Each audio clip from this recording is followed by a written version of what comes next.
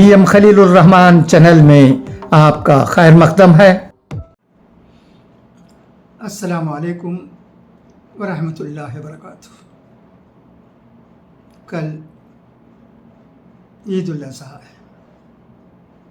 सब खुशी खुशी ये ईद मनाते हैं, कुर्बानी भी देते हैं, मगर सबसे बड़ी बात जमीयत उलमा के सदर मौलाना अरशद मदनी साहब ने जो बात कही है उस पर अमल करने की ज़रूरत है। उन्होंने कहा है कि जहाँ गाय की कुर्बानी करने की ममानियत है वहाँ गाय की कुर्बानी हर किस्मत करो। इसके अलावा उन्होंने गाय को नेशनल एनिमल करार देने की मांग भी की है। कई बातें हम सुनते हैं, अब भी सुन रहे हैं। दुनिया के किसी भी कोने में होने वाला एक वाक़या दूसरे कोने तक पहुंच जाता है। The world has become a global village.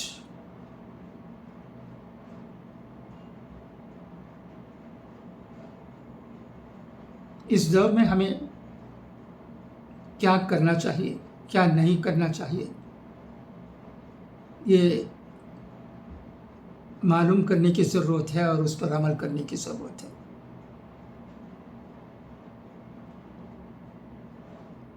Mumbai में भी कुर्बानी को लेकर कुछ मसला पैदा हुआ है। आपने चैनलों में देखा होगा। मैं इस वीडियो के ज़रिए उस सिलसिले में कुछ कहना नहीं चाहता हूँ। एक दो बातें करना चाहता हूँ। कल ईद का दिन है, हम खुशी खुशी ईद मनाएं। एक वीडियो आज मुझे देखने को मिला, उसे मैंने गौर से सुना। उसमें सर सैयद अहमद ख़ान के बारे में और दूसरे मुसलमानों के चंद अहम शख्सियतों के बारे में ज़िक्र था। अल्हम्दुलिल्लाह, इन लोगों के बारे में जानकारी हासिल करने की हमें ज़रूरत है, मगर ये नहीं कि हम पुरानी बातों में ही खोकर रह जाएं और नई बातों पर, नए मसाइल पर जो हमारे दरपेश हैं उन्हें छोड़ दें, नज़रअंदाज कर दें, कोई अहमियत न दें। ये अफसोस की बात है। सर सैयद अहमद ख़ान की शख्सियत बहुत बड़ी शख्सियत है, इसमें दो राय नहीं हो सकते हैं, मगर उस वक्त जबकि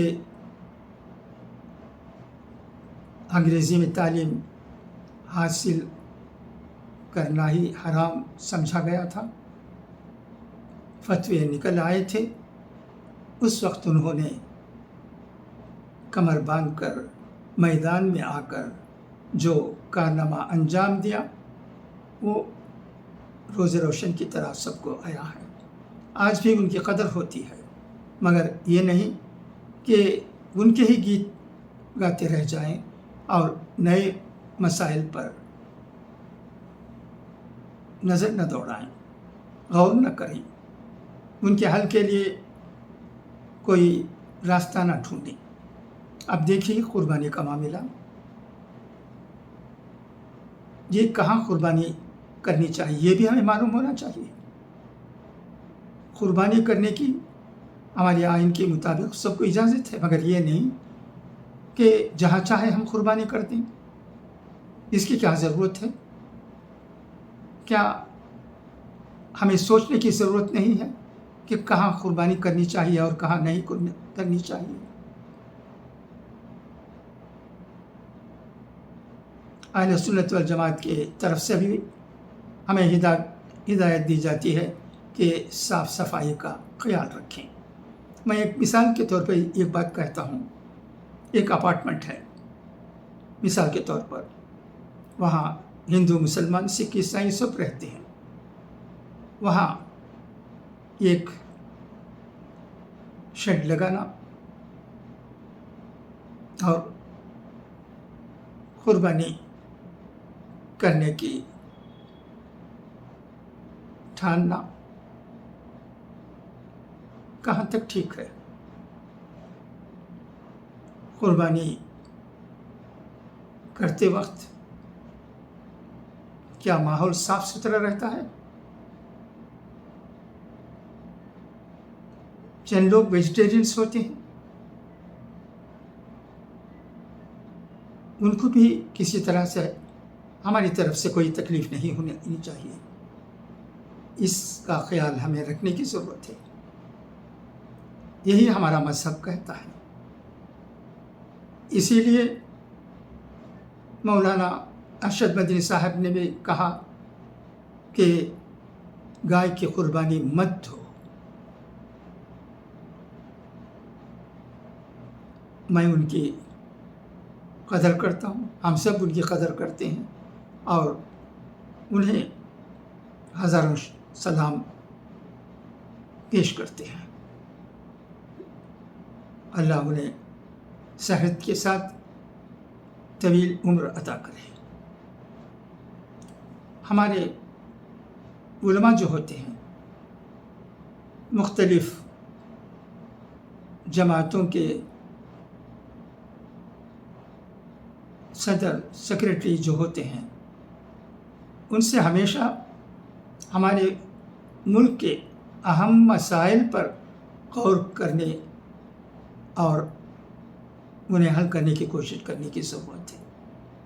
یہ خاص کر نارتھ انڈیا میں ہونی چاہیے، کیونکہ کیرلا، تمل ناڈو وغیرہ میں تو کوئی بات نہیں ہے۔ یہاں رہنے والے مسلمان بھی سمجھتے ہیں کہ وہ کہاں قربانی کریں، کس طرح کریں، اور غیر مسلمان بھی سمجھتے ہیں کہ وہ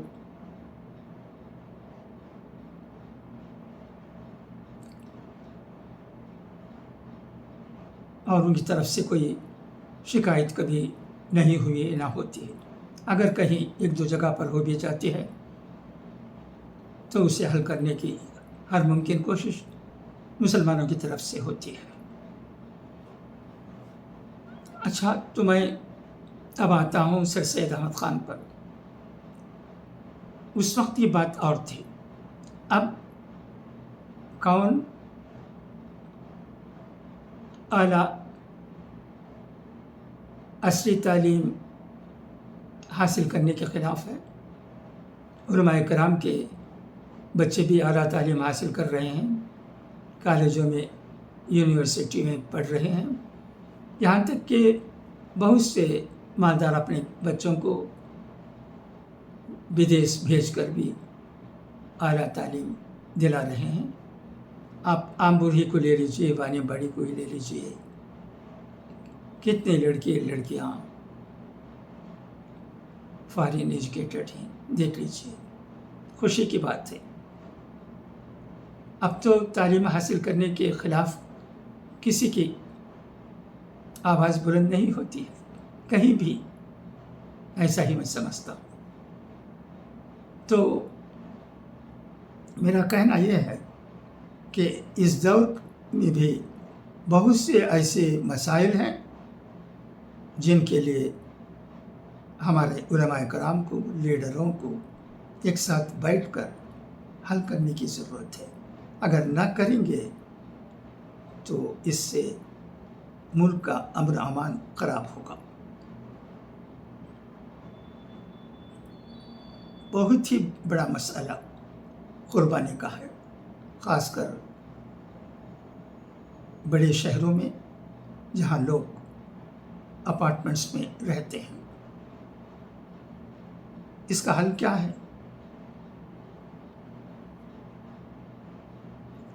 مولانا ارشد مدنی صاحب کو بھی، مولانا محمود مدنی صاحب کو بھی، دیگر علماء کرام کو بھی، دیگر مسلمانوں کے سیاسی سماجی لیڈروں کو بھی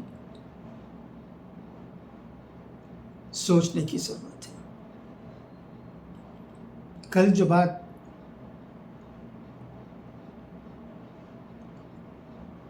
حرام تھی وہ آج حلال ہے۔ وقت کے لائق فتوے بھی بدلتے ہیں، بدل سکتے ہیں چند مسائل میں، تمام مسائل میں نہیں۔ پانچوں فرائض جو ہیں وہ اٹل ہیں، میں ان کی بات نہیں کر رہا، مگر دوسرے جو سماجی، علمی اور دیسی معاملات ہیں ان میں وقتاً فوقتاً کوئی نہ کوئی مسئلہ پیدا ہوتا ہی رہتا ہے۔ انہیں حل کرنے کے لیے جب ہمارے علماء کرام، بزرگ ہستیاں، سیاسی لیڈران سامنے آتے ہیں اور ہمارے غیر مسلمان بھائیوں کے ساتھ مل جل کر ایک قدم اٹھاتے ہیں تو وہ ہماری قوم کے لیے بھی اچھا رہے گا، بہتر ثابت ہوگا، اور اس سے مختلف مذاہب کے لوگوں کے درمیان بھائی چارگی بھی پیدا ہوگی اور ہمارے ملک میں امن و امان رہے گا۔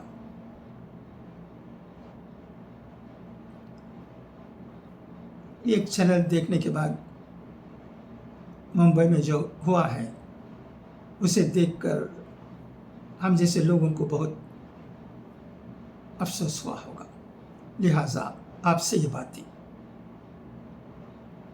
قربانی کرتے وقت ہمیں یہ بات دل میں رکھنی چاہیے کہ ہماری وجہ سے کسی کو کوئی تکلیف نہ ہو، اور یہ بھی ہمیں معلوم ہونا چاہیے کہ قربانی کہاں ہو اور کیسے ہو۔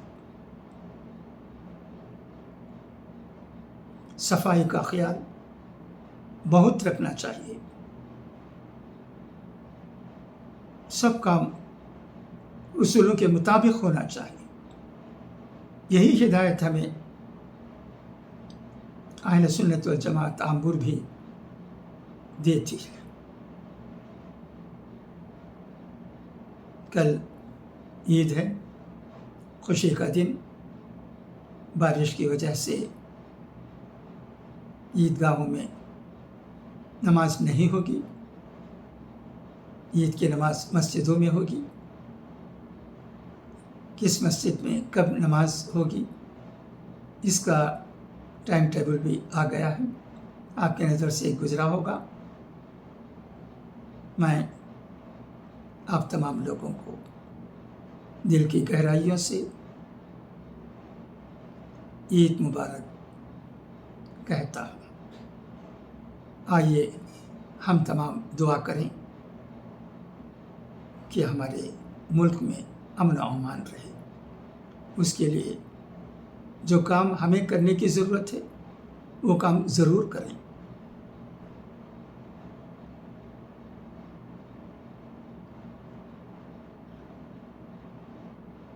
آپ سے بھی گزارش ہے کہ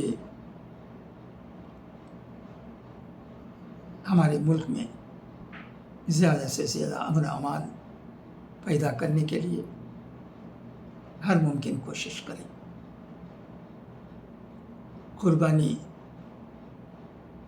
دینا تو ہمارے لیے ضروری ہے، اس کے ساتھ ساتھ ہم چند چیزوں کی قربانی دے کر لوگوں کے دل کو موہنا بھی اسلامی اصول ہے۔ ہماری غلطیوں کی قربانی دیں، ہم ایک دوسرے کے خلاف نہ جانے کیا کیا بکتے رہتے ہیں، اسے چھوڑیں، یہ بھی ایک قربانی ہے۔ ہم حسد نہ کریں، کسی سے بیر نہ رکھیں، غصہ نہ کریں، اور ایک اچھے انسان بن کر اس دنیا میں جب تک ہم قید حیات رہتے ہیں زندگی گزارنے کی کوشش کریں۔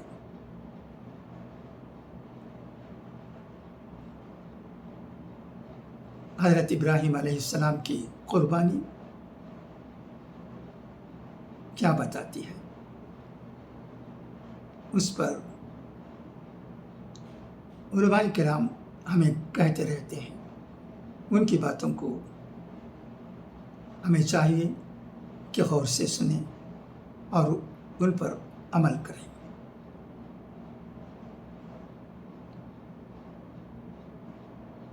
اچھا، تو اب اجازت، انشاءاللہ پھر ملاقات ہوگی۔ خدا حافظ، فی امان اللہ۔